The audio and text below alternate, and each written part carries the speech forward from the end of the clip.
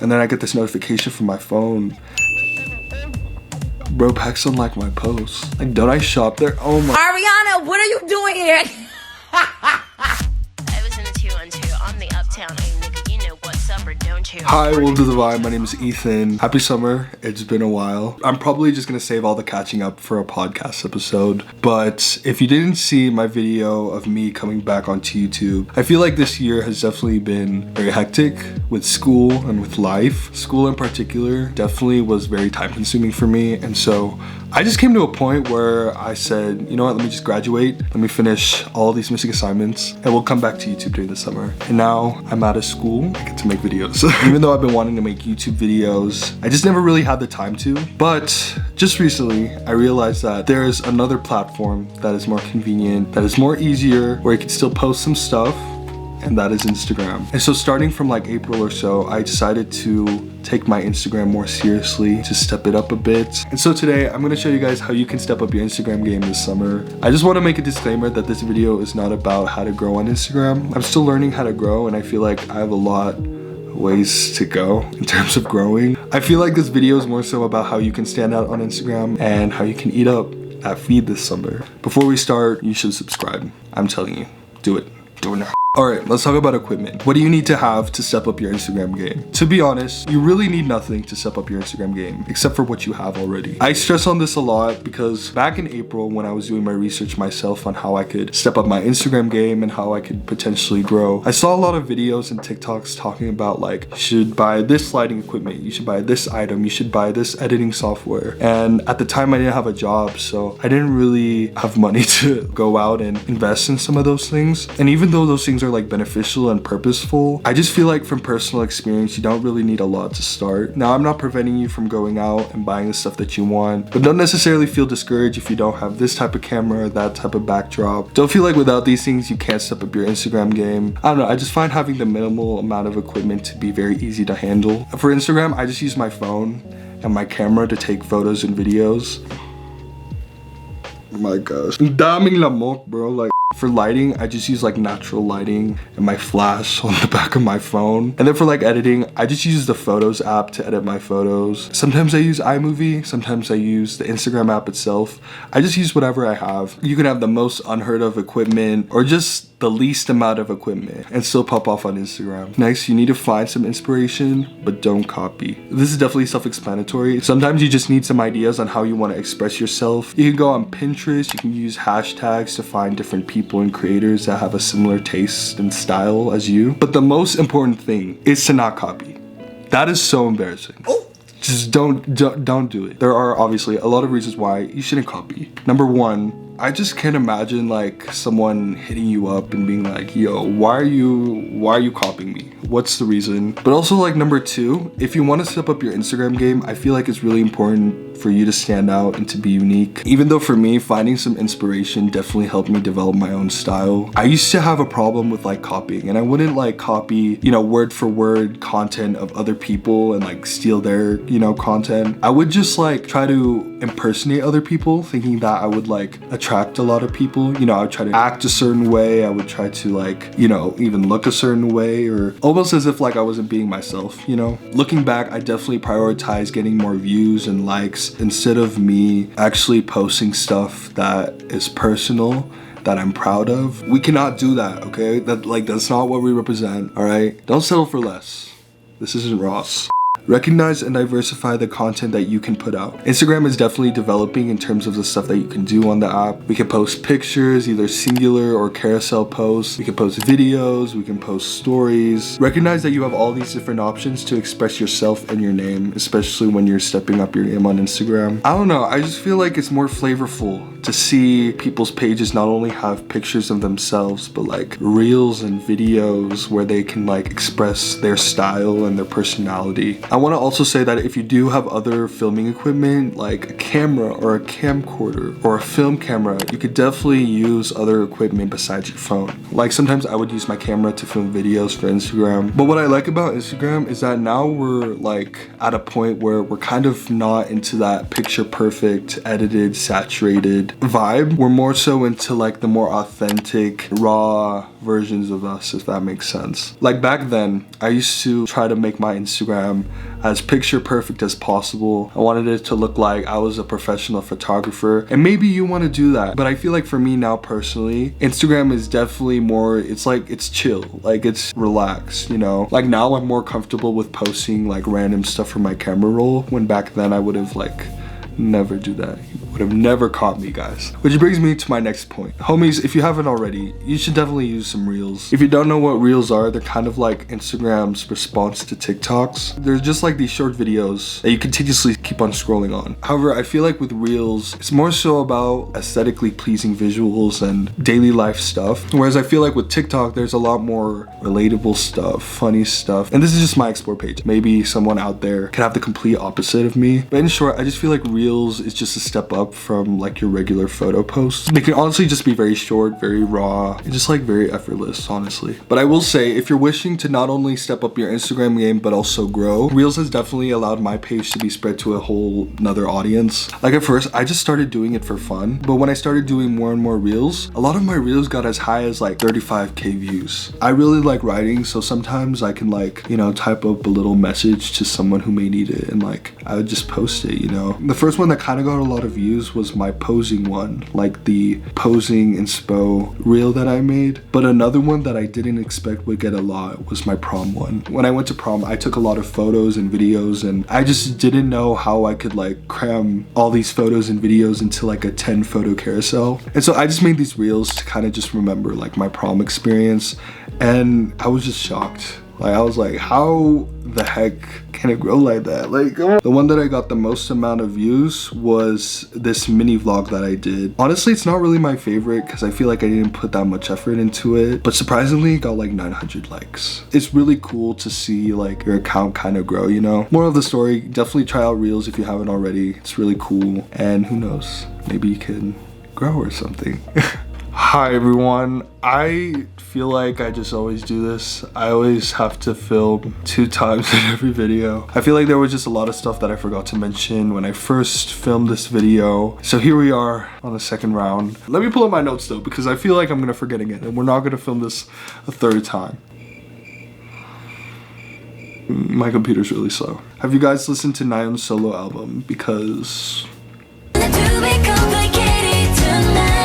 I know you can use the word feed to refer to many things on Instagram, but when I'm talking about your feed, I'm pretty much referring to your Instagram post as a whole, like your page. Back then, I used to stress out a lot on my feed. I would change my feed a lot, and I would worry so much if this picture would ruin my feed, or if this picture matches the color aesthetic of my whole feed. Like, you know those feeds where they have like color coordinating posts, or all of their pictures and posts make like this huge picture, essentially? That was something that I strived for so long. There was this one time back in like 8th grade or 9th grade. And at the time, you know, Stranger Things season 3 was coming out, TikTok was striving, and like the 80s were sort of in. I wanted to like make my Instagram very 80s aesthetic like, and so I sort of rebranded myself, and instead of putting the Ethan Gonzalez, I changed it to the 80s guy, thinking I was like creative and aesthetic, when really it was just a weird phase. And so I would take so many hours just to edit my photos to look like, you know, they came from the 80s or something. I would try to make my feed as perfect as possible, and this is the really embarrassing part. I really thought I did something. Every time someone would comment on my pictures, I would like, you know, obviously reply to them back, but I would use like the copy and paste fonts, and I would try to look for the most 80s font, and I would use that font, and every time someone commented, I would always reply to them in that font, thinking that I was like talking to them in the 80s or something. I really did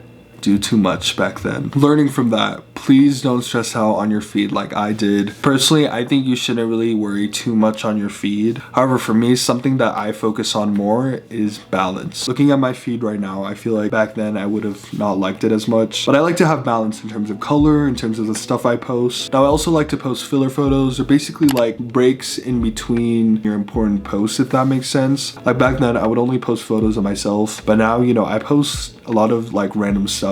Like lately, I've just been really into cars, and so I've been posting more photos of cars in my feed. Sometimes too, I use different apps to help me sort of plan what pictures I want to post, so that, you know, all my pictures won't necessarily be the same color or the same vibe. It could just like all balance and it looks very aesthetically pleasing. I don't want to like define what a perfect feed looks like. As long as it's perfect to you, that's what matters. But yeah, this summer you just gotta let your feed grow and flow this summer and it'll be perfect. All right, let's talk about how you could take photos that stand out. I'm not in any way a professional photographer. These are just some of my personal tips on how I make my feed and my photos pop out even more on Instagram. Just a disclaimer, this is mainly toward iPhone users. I sincerely apologize if you are a Samsung or Android user, but I feel like there are some ways that are similar to the iPhone where you can help your photos stand out a bit more. The first tip I have is to definitely take photos of everything. Everything that may stand out to you, take a photo of it. I've been doing this a lot more lately, you know, even though I don't intend on posting these photos that I take. I just always like to have them for my keepsake. But sometimes, especially in your feed, you might need a filler photo, so it's always good to have these extra photos at hand. But if I want to do like a photo dump or something,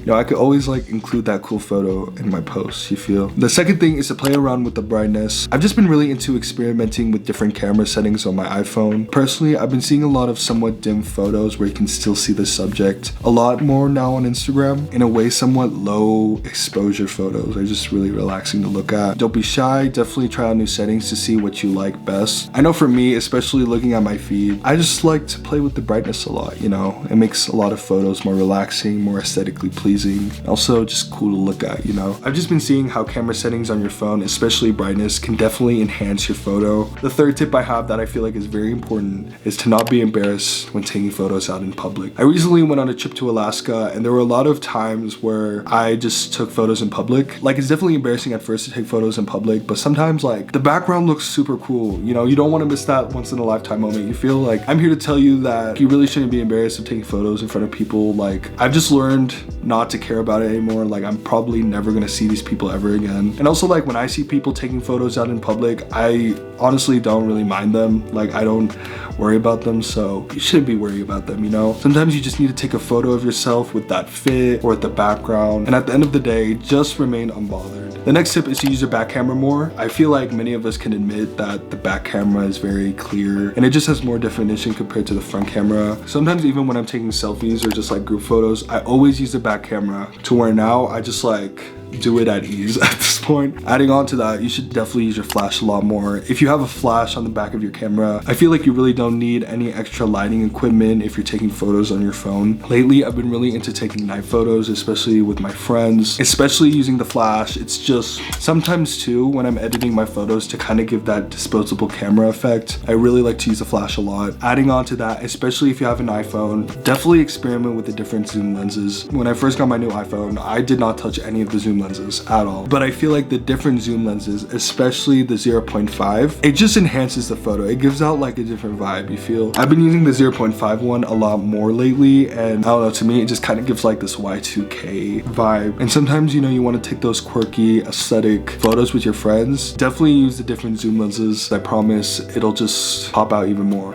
All right, the last two tips kind of go hand in hand. The first one is to take more videos. I know for me, I've been taking a lot more videos lately. You could definitely use videos for your reels, but also when I'm taking photos of myself, I like to use video because sometimes, you know, videos, they can just like bring out your confidence even more. But also my last tip is to take a series of photos, especially of yourself. When I ask someone to take photos of me, I always ask them to do this.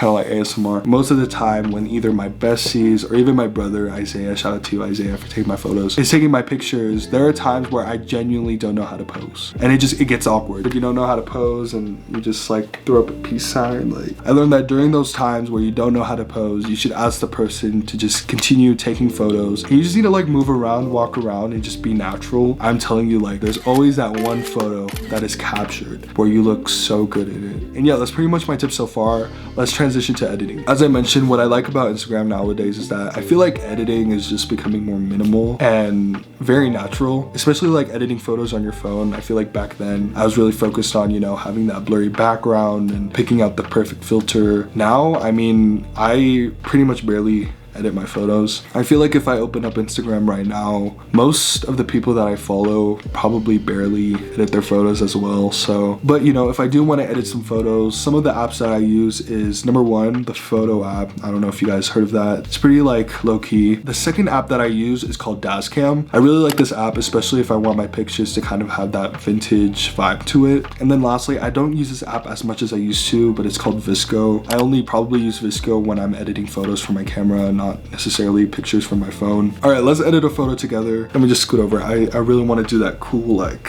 follow along with me. We're gonna edit this photo together. This is a photo of me back in Anchorage. I really like the fit I was wearing, and the background kind of reminds me of SZA's album. Now with this photo, like the many photos I post, I really wouldn't do a lot of editing. I would just like to play around though with like the different editing settings, kind of just to enhance the photo a bit. The main 4 settings that I usually use when editing are brightness, contrast, exposure, and brilliance. Brightness is brightness. I usually just edit the brightness if the photo that I took is pretty bright, but this photo looks kind of fine, but I'm just gonna play with it either way. I feel like -5 looks fine.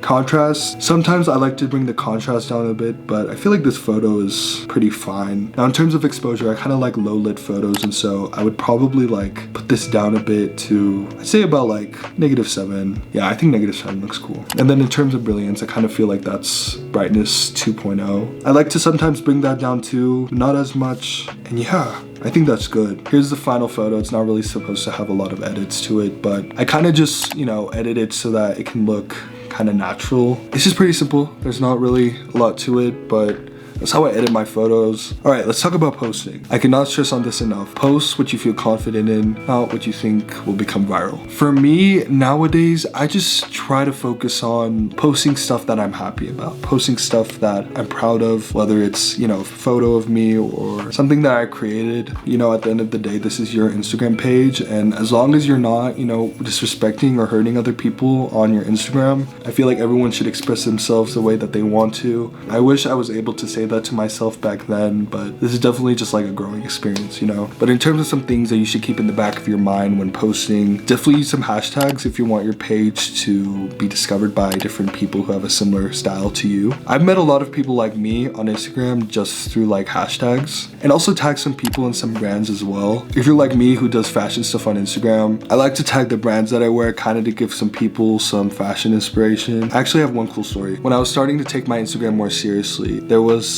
a post that I made kind of just to show my fit, and at the time I had like a thrifted outfit, so I didn't really know the brands, but the shoes that I got were from PacSun, and so I tagged PacSun. So I wasn't really thinking of it, you know, I was just minding my brown business, and then I get this notification from my phone.